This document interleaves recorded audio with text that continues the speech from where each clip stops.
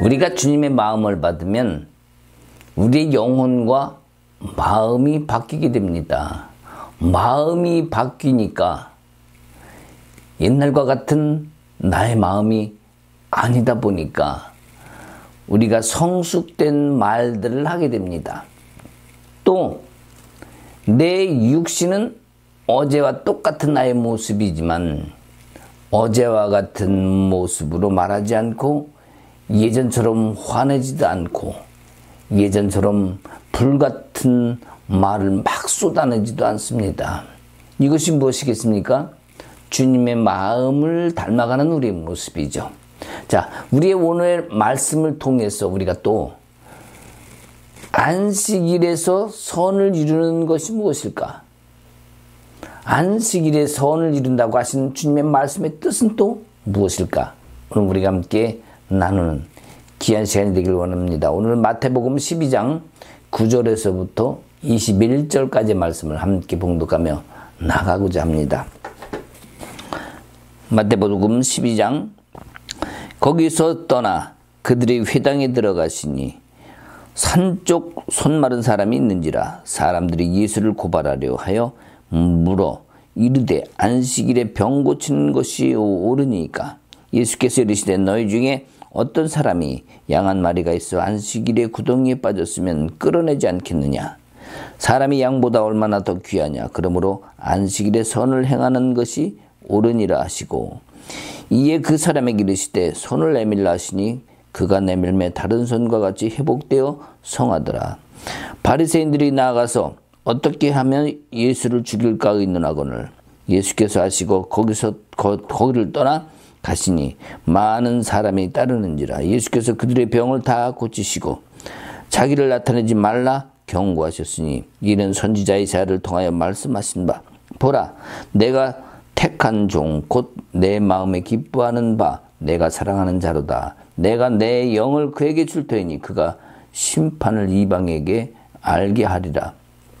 그는 다투지도 아니하며 들레지도 아니하리니 아무도 길에서 그 소리를 듣지 못하리라. 상한 갈대를 꺾지 아니하며 꺼져가는 심지를 끄지 아니하기를 심판하여 이길 때까지 하리니 또한 이방인들이 그의 이름을 바라리라 함을 이루려 하심이니라. 10절 말씀에 손 마른 사람을 고치시사. 자, 손 마른 사람을 고칩니다. 그리고 다른 사람들이 따라온 그들의 병을 다 고쳤다고 말씀하고 있습니다. 자, 그러면 이 일이 언제 벌어졌느냐? 바로 안식일에 벌어진 일입니다. 지난 시간에는 그들이 제자들이 시장함에 이삭을 따먹습니다.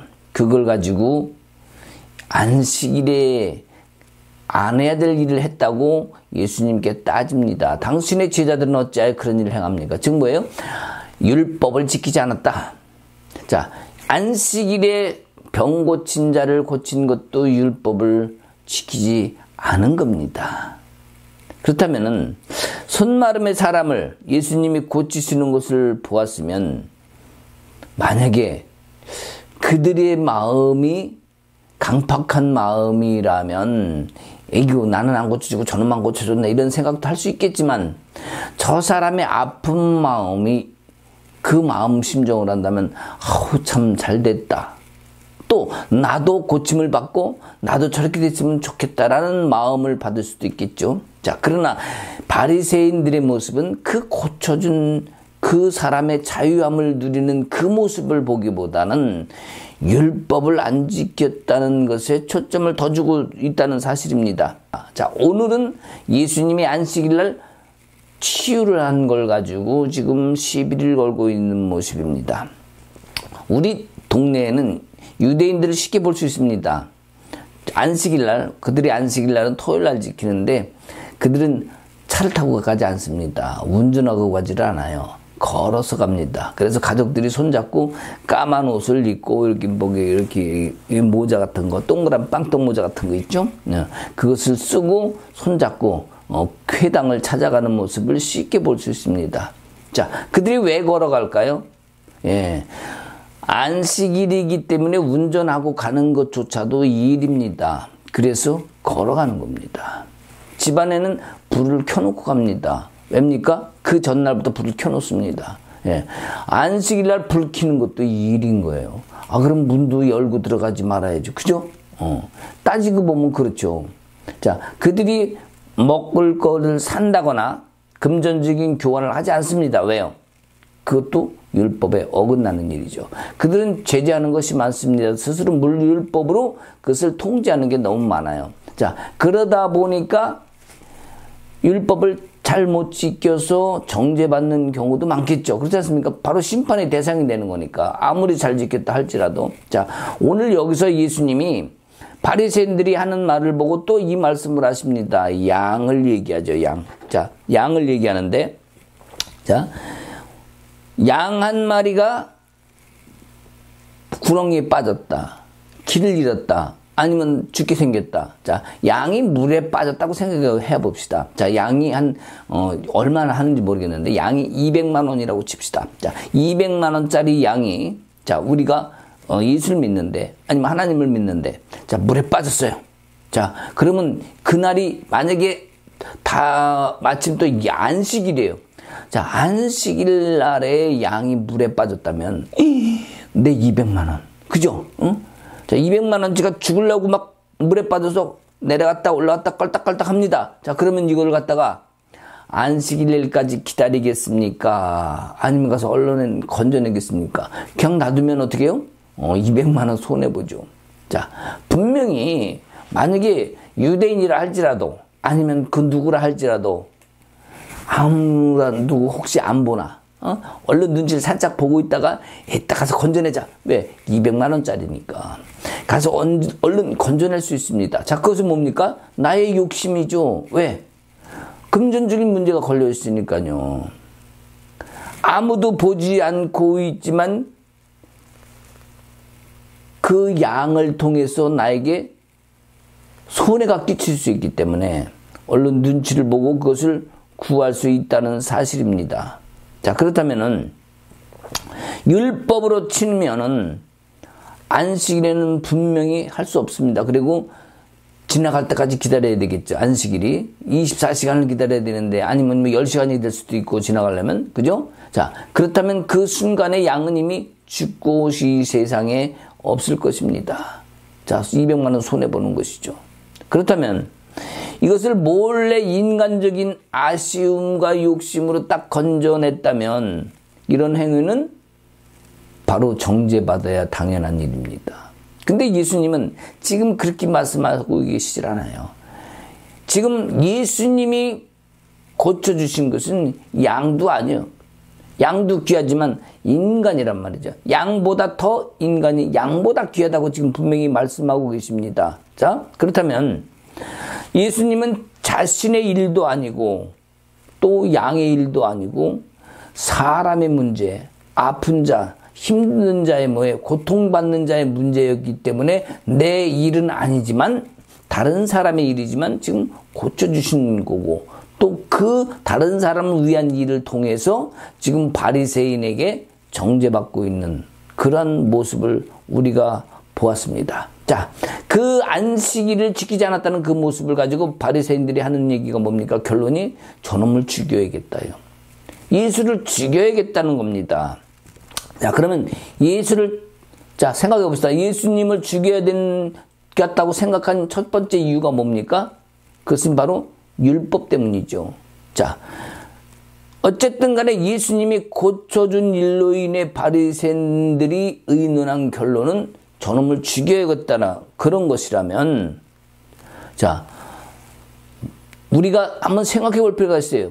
고침받은 자, 아팠던 자, 치유받은 자는 진정한 안식, 기쁨은 어느 날에 이루어졌나요? 지금 안식일날 그날에 이루어졌습니다. 진정한 기쁨은 내가 치유받은 것, 내가 가장 큰 문제로 여기고 고통받고 있던 것을 치유받은 사람은 그 안식일 날이 얼마나 기념되는 날이겠어요. 만약에 어떤 누가 죽었다가 거의 죽을 뻔하다가 살아났다. 물에 빠졌는데 죽을 거의 순간에 살려줬다. 그러면요, 그날을 생일로 치는 사람도 있습니다. 그죠? 분명히 여러분 중에 그런 사람이 있을 수도 있을 거예요. 불이 났는데 아니면 어떤 큰일을 당했는데 죽었다가 살아난 일이 생겼다. 그러면 그날을 생일로 치는 사람도 있다니까요. 지금 보니까 한국에 보니까 뭐 물류센터에 큰 화재가 나서 한 분이 이 목숨을 잃으셨던데, 자, 안타까운 일이죠. 자, 우리는 분명히 목숨은 귀합니다. 그리고 목숨뿐만 아니라 우리가 살아가고 있는 동안에 육신의 아픔과 질병에 관해서도 굉장히 우리는 소중히 다룹니다. 그리고 치유받길 원하고 낫길 원합니다. 그거 똥 속에서 살고 싶어하는 사람은 아무도 없습니다. 자, 그렇다면 이 안식일날 행해야 된다는 것, 이 안식일날 무언것이 왔다는 것, 그러면 그 안식일이 더 특별한 날이 될까요? 아니면 똑같은 그냥 날이 될까요? 여러분이 만약에 주일날 교회 가서 예배를 드리고 또 찬송을 드렸어요. 자, 그것이 중요할 수도 있겠지만 그날에 예배 드리는 그 순간에 내가 아픈 병이 났어. 자, 그러면 여러분, 그것도 어떤 사람이 안수하고 났어. 그러면 그것이 기쁜 일일까요? 안 기쁜 일일까요? 당연히 기쁘죠. 너무 기뻐서 더 찬송하고 하나님께 영광을 돌릴 거예요. 자, 이 병 고친 자도, 고침을 받은 자도 분명히 하나님께 그 영광을 돌릴까요? 안 돌릴까요? 돌리는 거예요. 분명히 돌립니다. 자, 그렇다면은 이 바리새인들이 죽여야겠다는 결론을 내린다는 것, 이것은 바로 율법인 어기는 예기수를 자기들이 심판하겠다 이런 거죠. 자, 그러면 두 번째 이유는 무엇일까요?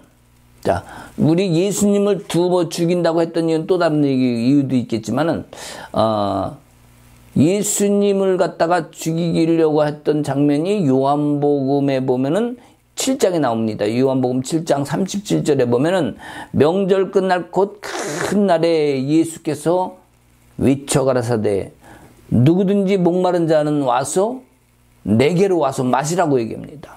자, 나를 믿는 자는 성경의 이름과 같이 그 배에서 생수의 강이 흘러나오리라 이렇게 말씀하셨는데, 자, 이때에도 어떤 사람들은 저는 선지자다, 저는 메시아다, 저는 분명히 특별한 사람이다라고 인정을 하죠. 그 과정 속에서 바리새인들은 그를 잡으려고 합니다. 왜요? 죽이려고. 그러나 손을 못 대죠. 자, 그 순간에도 선지자다, 메시아다 이런 과정 속에서도 바리새인들, 서기관들은 그를 잡아서 죽이려고 합니다. 이유가 뭡니까? 이때는 신성모독죄요. 뭐냐면 자기가 하나님 노릇을 한 거야. 아니, 생명수를 마시라고 했는데 무슨 신성모독입니까? 예, 그 당시에 이 모든 히브리 사람들은 그걸 다 알아요. 우리나 모르지. 히브리 사람들은 생명수 그러면 그것이 하나님이라는 의미한다는 뜻을 다 압니다. 그래서 그들은 모든 것이 물에 대해서 하나님을 의미하고 있다는 것을 압니다. 우리가 전에 얘기한 적이 있습니다만, 우리가 성막에서 물두멍, 그러면 물두멍을 갖다가 요만한 그릇에다가 물을 담아놓는데 그것을 뭐라고 얘기하냐면 바다라고 얘기한다 그랬죠. 노수로 만든 그릇 위에 담겨있다 그래서 놋바다 이렇게 얘기한다 그랬죠. 갈릴리 호수를 바다라고 하는 이유는 뭡니까? 바다처럼 커서? 아니죠. 그들은 물에 대한 의미를 바다라고 얘기합니다.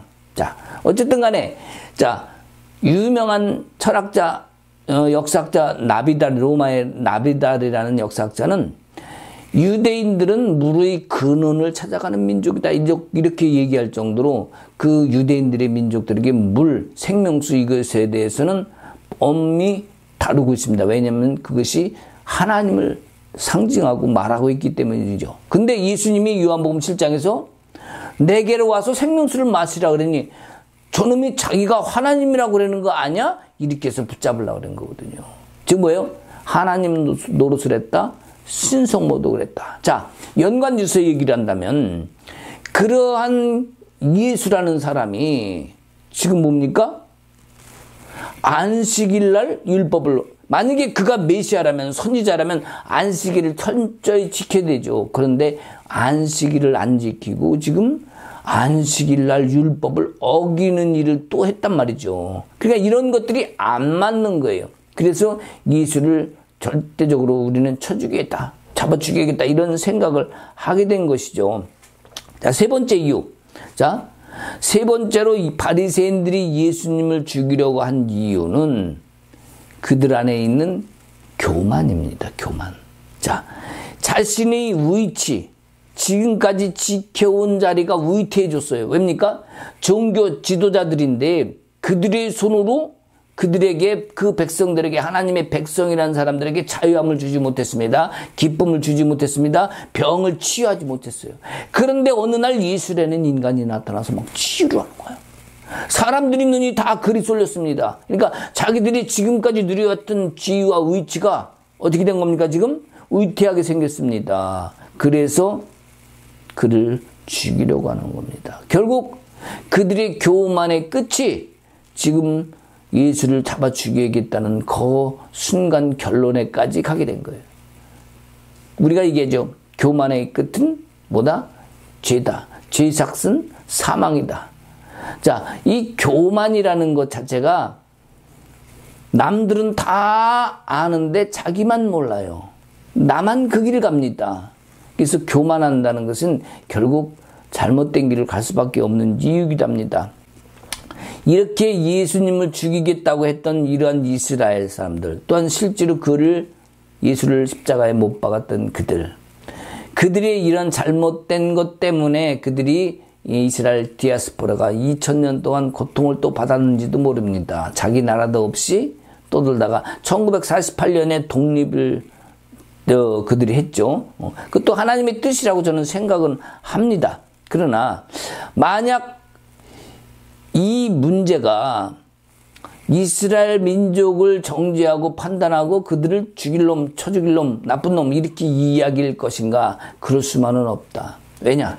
내가 만약, 아니면 여러분들이 만약 그 시대에 살고 있었다면, 나도 그 시대의 유대인들이라면 그렇게 할 수 있었다는 사실입니다.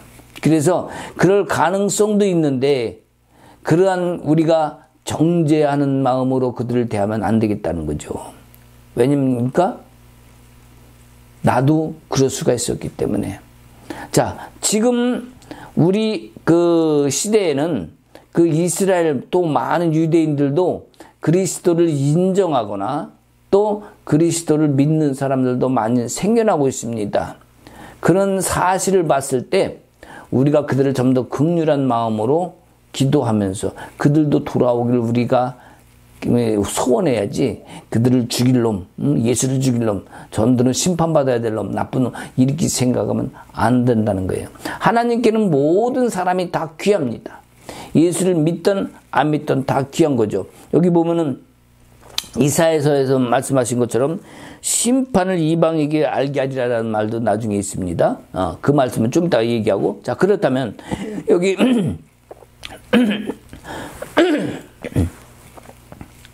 자, 그렇다면 이사야 선지자를 통한 말씀이 여기 18절에 나옵니다. 하나님께서 예수님께 하시는 말씀이죠.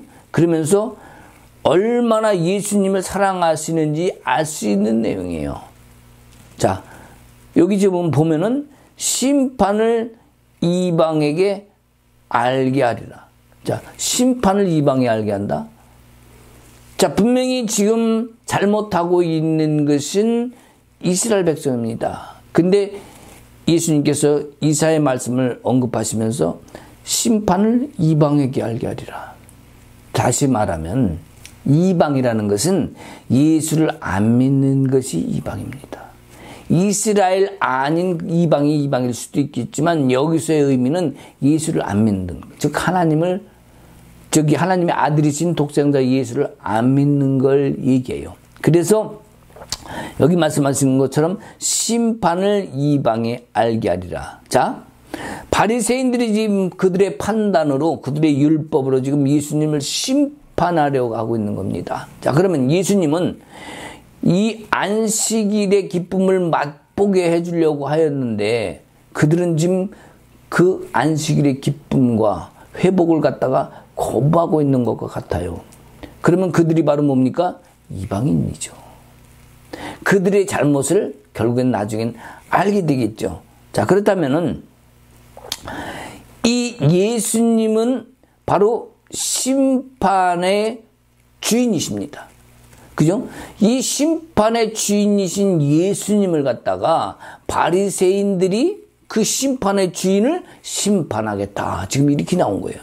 그렇다면, 자, 여기 지금 예수님은 안식일의 기쁨을 맛보게 해줬다고 얘기를 했는데, 이 고친 자와 또 병을 고치받은 분들이 분명히 많을 거예요. 그러면 그들이 진정한 안식일 안에 들어왔다는 사실을 우리는 알아야 됩니다.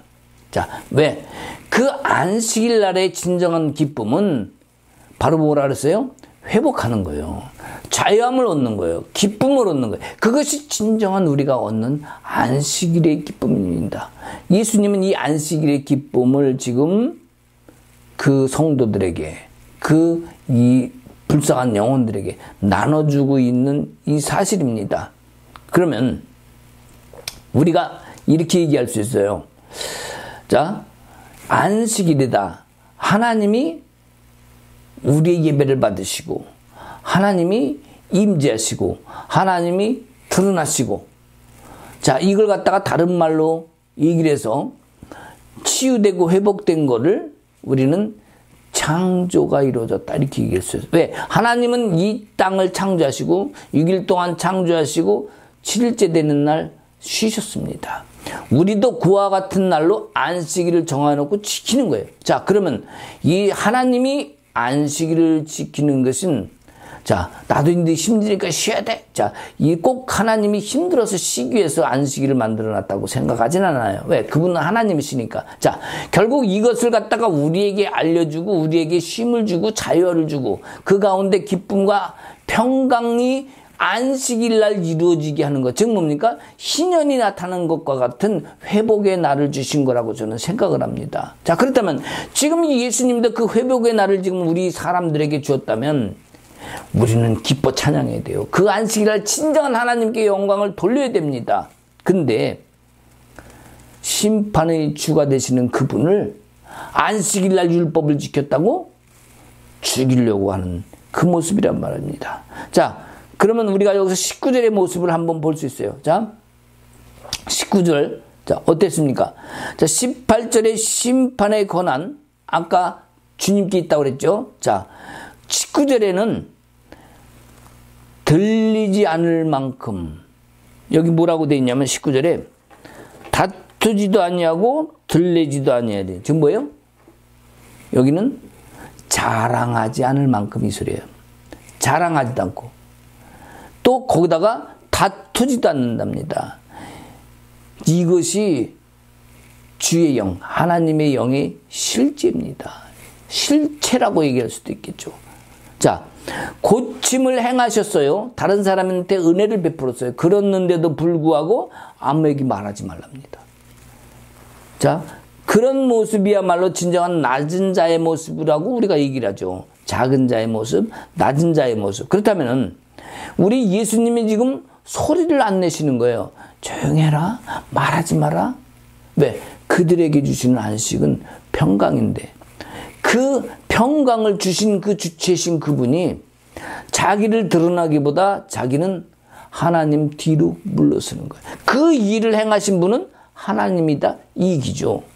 자, 그렇다면은 우리가 주님의 그 모습을 보고 그들을 향해 심판의 소리를 팍, 이놈들 안식일 날 이것이 무엇이 잘못이냐, 하나님이 이렇게 해서 너희들에게 은혜를 줬으면 너희들도 기뻐해야지, 막 이렇게 야단을 치고 심판을 하는 것이 아니라 오히려 뭐예요?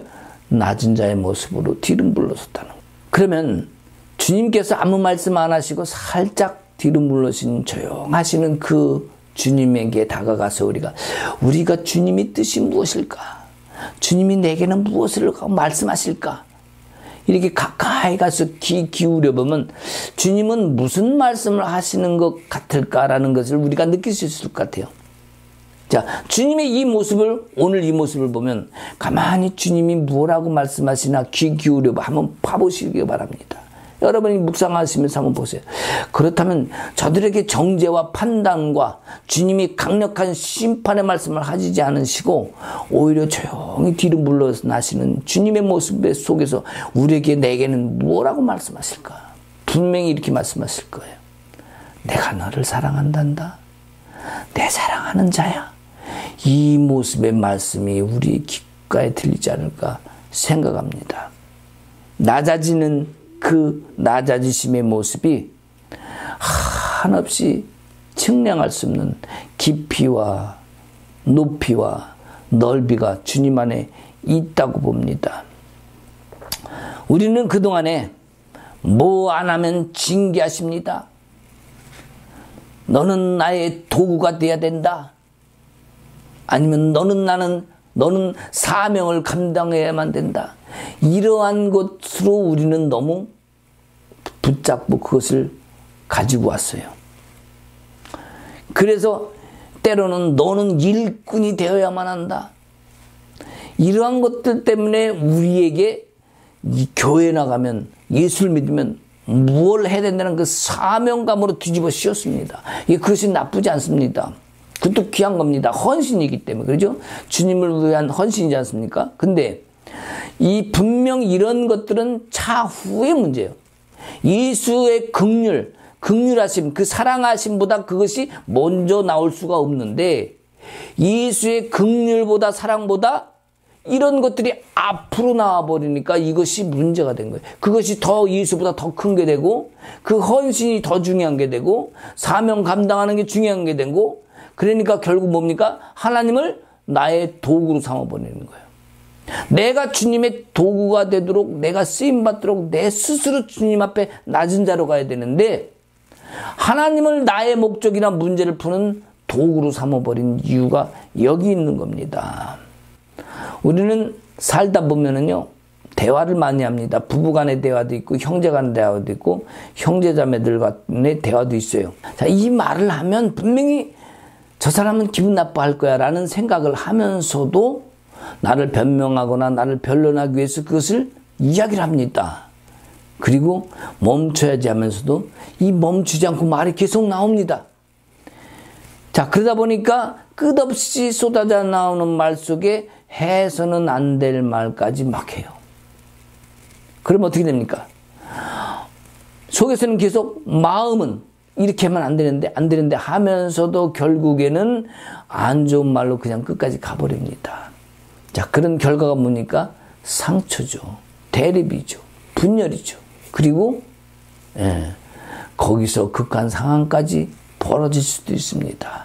우리는 분명히 아니야 마음속에서는 그쳐야지 하면서도 이게 안 그쳐져요. 계속 나가다. 여러분들 분명히 그런 경우가 있을 겁니다. 자, 그렇다면은 처음에 했던 말처럼 처음 시작할 때 말씀했던 것처럼 우리가 주님의 마음을 받으면요, 우리의 영혼도 우리의 마음도 바뀐다고 얘기했죠. 자, 그러면 분명히 내 육신, 내 몸, 이 몸 그 상태는 분명히 그 사람 맞는데 주님의 마음으로 바뀌면 함부로 말하지 않습니다. 어제 말했던 그런 행동처럼 그대로 말하지 아니하고 화내지도 않고 예전같이 불같이 막 내는 그런 말을 함부로 하지 않는다고 처음에 분명히 말씀을 드렸습니다. 예전과 다른 모습, 이것을 우리가 무엇이라고 말하겠습니까? 자, 1번 변덕이다. 2번 변화다. 자, 여러분 어떤 걸로 생각하십니까? 예수의 마음으로 바뀐 마음은 변덕스럽지 않습니다. 오늘은 이랬다가 가만 내일은 막 저랬다가 아니야 이게 틀렸어. 또 그 다음날 또 다른 말하고 아니야 우리가 뭐 짜장면 먹을래? 짬뽕 먹을래? 아니야 짬뽕 먹을 거야. 아니야 다시 짜장 먹을 거야. 뭐 이런 짬짜 먹을 거야. 반씩 주세요. 이런 것이 아니라 주님의 마음을 담고 주님을 닮아가는 사람은요, 뒤돌아서서 아니면 한 발 물러서서 다시 한번 생각합니다. 그리고 그것을 해야 될까? 성령님께 여쭤봅니다. 그리고 다른 영혼이 상처받지 않는 말로 자기의 주장이나 자기의 변명을 정확하게 그리스도 마음에 곁들여서 이야기를 하게 됩니다. 그런 사람이 함부로 말할까요? 안 해요. 다른 사람을 누르려고 할까요? 복종시키려 할까요? 안 그래요. 이랬다 저랬다 손바닥 뒤집듯이 할까요? 자, 주님은 단순히 몸의 고침만으로 고치지 않으시고 어떤 문제에 응답만 해주시는 것이 아니라 그 영혼의 울림이 있기까지, 마음의 깨달음이 있기까지 그들이 변화되기를, 그들이 바뀌어가기를 원하시는 주님의 마음이 아니었을까요? 전 그렇게 생각합니다. 우리 예수님은 능력으로 역사하는 사람을 만들려고 하는 것이 아니라 예배자를 만들려고 하시는 분입니다. 지금 시대도 마찬가지죠. 많은 사람들이 능력을 행합니다. 그러나 주님이 나타나고 그 행함을 보여주시는 것, 그 이유가 어디 있겠습니까? 너희는 대단해. 예수의 이름으로 고치는 거야. 자, 고침받은 자는 어디로 가야 됩니까? 진정한 예배자로 가야 돼요. 고침받은 걸로 끝나고 다시 원위치 되니까 또다시 아프고 또다시 힘든 상황이 닥치는 겁니다. 물론 아픈 자의 모습 속에서도 하나님께서 영광 받으시려고 하는 그 뜻이 있습니다. 중요한 것은 예수님은 그때나 지금이나 능력자를 만들어내려고 하시는 것이 아니라 진정한 주님께 신실함으로 드리는 예배자를 만들고자 하심을 우리가 깨달아야 됩니다. 우리 신앙의 이 길을 가면서도 주님을 노래하는 자로, 주님을 진정으로 찬송하는 자로, 그러한 새로운 역사로 새로운 노래를 하게 하는 것은 우리의 영혼이 변화될 때 또한 변화시켜서 주님이 그것을 찬양하게 하려고 그러한 우리의 마음을 바꿔놓기 위함이십니다. 우리가 주님이 그 목적을 알고 그 방향을 알게 되면 그 길로 가게 되겠죠. 그 목적과 방향을 아는데 딴 길로 가겠습니까? 우리는 그것을 깨달아야 됩니다. 그래서 찬송과 온전한 예배로 가는 사람은 하나님의 영이 교만으로부터 멀게 해주십니다. 그 길에 서지 않게 해주십니다. 왜냐? 생각을 바꿔주시니까. 왜냐? 하나님의 말씀을 생각나게 하시니까. 그분이 하나님의 영이 하시는 일이고, 우리가 얼마든지 눈을 딴 곳으로 돌릴 수 있는 그런 현실의 상황이 있다 하지만 하나님의 영은 그것으로부터 멀어지게 만듭니다. 오히려 주님을 더 바라보게 만듭니다. 그것이 하나님의 사람이고 주님의 영을 내 안에 담은 사람들의 모습이 될 것입니다. 자, 그러면 우리가 교만하면 눈이 멀어진다고 그랬죠. 남들은 다 하는데 자기만 모른다고 아까 얘기하지 않았습니까? 자, 더 큰 욕심을 가지고 우리는 생활할 수 있죠. 더 큰 것을 원하고, 더 큰 것, 부와 명예, 이런 모든 것을 원하고 그것을 향해서 딴 길로 갈 수 있습니다. 세상에서 분명히 모든 것은 하나님께 속했다고 그랬어요. 그러면 그 하나님을 믿는 자가 더 큰 욕심과 더 큰 부를 원하는 것이 나쁜 것일까요? 그렇진 않죠. 그것 자체가 나쁜 것이 아니라 그것을 통해서 하나님께 영광 돌릴 수 있는 참 예배자로 살 수 있는 그 마음과 생각이 그 안에 중심을 꽉 잡고 있느냐 없느냐의 문제가 아니겠습니까? 그래서 나 자신도 정말 주님을 사랑하고 경외하면 그 찬송과 주님께 나아가면 주님께서 나를 지배하시고 나를 이끌어 주십니다. 그러한 교만함 속에서도, 어떠한 교만함 속에서도 나를 지키게 만드세요. 나도 살아가면서 주님을 찬송하며 예배하며 늘 나가는 상황 속에 교만한 것을 자꾸 멀어지게 합니다. 바라보게 합니다. 그리고 그렇게 되지 않는 것을 원칙으로 삼고 살아가게 됩니다. 그 마음은 어디서 왔습니까? 주님의 마음이죠. 하나님의 영이 그렇게 만들어주세요. 교만한 마음을 자꾸 포기하고 너는 그렇게 하지 마. 너는 나의 사랑하는 자잖아. 주님이 사랑하는 자의 마음은 교만한 마음을 갖지 않습니다. 그리고 긍휼한 마음을 갖고 다른 영혼을 바라볼 때 안 좋고 못된 말을 보고 정죄하기보다는 그 영혼을 위해서 기도해 줍니다. 이것이 진정한 뭡니까? 중보자의 마음이죠. 그 나의 마음을 뛰어넘어서 다른 사람을 바라보는 그 마음이 주님의 마음이라면 내 생각을 뛰어넘는 긍휼함이 저 사람에게도 나타납니다. 그럴 때 중보하고 그들을 향해서 힘있게 간구할 때에 주님은 내 문제도 있음에도 불구하고 내 것을 내려놓고 저를 위해서 저 사람을 위해서 기도하는 그때에 주님은 결코 그 성도를 그냥 지나치지 않습니다. 그 목자를 그냥 내버려두지 않습니다. 반드시 하나님이 사랑하는 그 자를 통해서 하나님은 일하시고 역사하신다는 사실입니다. 여러분, 그분이 나의 가는 길에 주께서 등대 되시고 빛 되심을 나를 향해서 비춰주시고 나를 인도하시는 주님이 되어주실까요? 안 되어주실까요? 분명히 그렇게 해주실 것입니다. 오늘 여기 본문의 바리새인들도요, 그 모든 역사는, 행하심은 하나님께 맡기고 주님의 그 마음을 받았다면 이스라엘 백성, 바리새인과 서기관은 그들의 종교 지도자들, 그들을 통해서 하나님의 놀라운 역사가 선포되고 하나님의 그 복음이 전파됐을 것입니다. 근데 그러한 바리새인들이 그런 귀한 통로가 되지를 못하였죠. 자, 아까도 얘기했습니다. 바리새인들이 예수님을 죽이려고 한 이유는 교만이, 그 교만함이 자신의 위치와 또한 지금까지 지켜온 자신들의 위치, 그러한 자리가 위태해지니까 그렇게 생각했기 때문에 자신들을 지키기 위해서 예수를 죽이려 했던 거예요. 결국 뭡니까? 교만의 뿌리가 뻗쳐서 예수를 죽이려고 하는 그 자리까지 오게 됐다고 아까도 얘기했습니다. 바로 교만의 끝은 하나님의 독생자들이신 예수를 죽이는 데까지 오게 된 것입니다. 내 이름 석자도 아시는 주님입니다. 내 기도를 그냥 지나시겠습니까?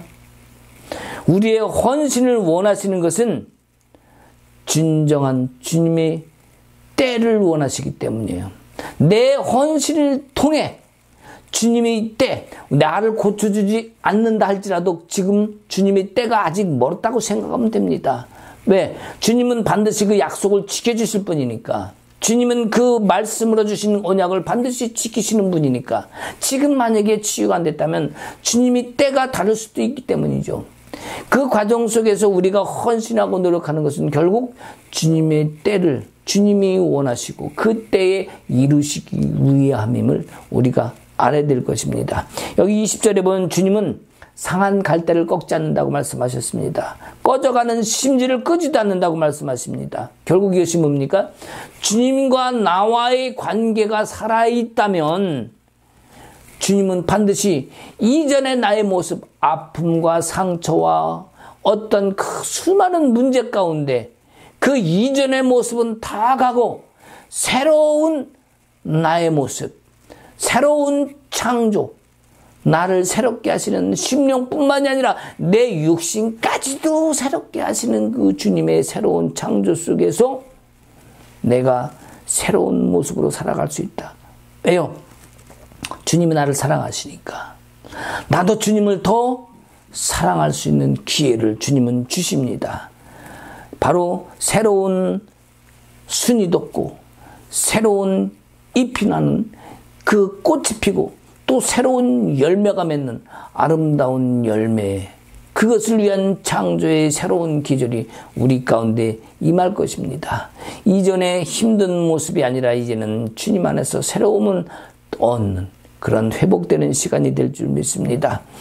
이제는 내가 주님의 도구를 되겠다고 주장하고 사명을 감당해야겠다만 주장하고 하나님의 일꾼이 되야겠다고 주장하는 그 모습보다 먼저 주님을 바라보고 하늘을 보고 하늘을 향해서 내가 주님의 마음을 얻고 주님의 그 뜻을 이루기 위해서 나를 먼저 주님 앞에 낮은 자의 모습으로 내어드릴 수 있는 우리 신앙이 되어야 되겠다고 생각합니다. 안식일에 선을 이루는 것, 과연 그 선은 무엇입니까? 주님의 뜻을 이루는 겁니다. 내가 주님 안에서 주님의 뜻을 이루는 것이 안식일의 선을 이루는 것입니다. 자유함을 얻습니다. 그 안에는 기쁨을 얻습니다. 또 그 가운데서 우리는 창조를 누리는 겁니다. 주님이 주신 새로운 창조, 주님이 주시는 새로운 은혜죠. 그 긍휼을 다 입은 우리가 얻는 것은 뭡니까? 바로 주님 주신 모든 것을 삶에서 누리는 거예요. 주님 주신 창조를 내가 하나님의 자녀로서 그리스도의 신부로서 그 삶을 삶 속에서 누리는 그 삶이라면 이것이 진정 주님이 원하는 뜻이 아니겠습니까? 이 뜻을 받들어서 사는 내가 이 세상에서 살다가 주님을 영화롭게 하고 살고 주님을 기뻐하게 하며 또한 그 모습이 천국의 삶이라면 우리는 진정 그 모습을 통해서 하나님 아버지까지도 기쁘게 해드리는 그것, 바로 모두가 기쁨을 얻는 하나님의 본질이 기쁨이라고 했습니다. 그것이 뭡니까? 바로 천국이죠. 이 땅을 살아가면서 천국을 살기를 원하는 주님의 뜻이 회복되고 해방되고 자유함을 얻기를 희년이 오기를 주님은 원하시는 모습을 오늘 안식일에 원하는 그 모습의 모습을 예수님을 통해서 우리가 얻었다고 생각하며 그 믿음을 가지고 살아가는 여러분 되시길 주님의 이름으로 축복합니다. 아멘. 기도하십시다. 예수님, 우리는 안식일 하면 교회 가서 무언가 헌신하고 충성하고 뭔가 말씀을 통해서 얻긴 얻었지만 그것을 실행해야 되는 고통과 또한 강박관념에 사로잡혀 있었습니다.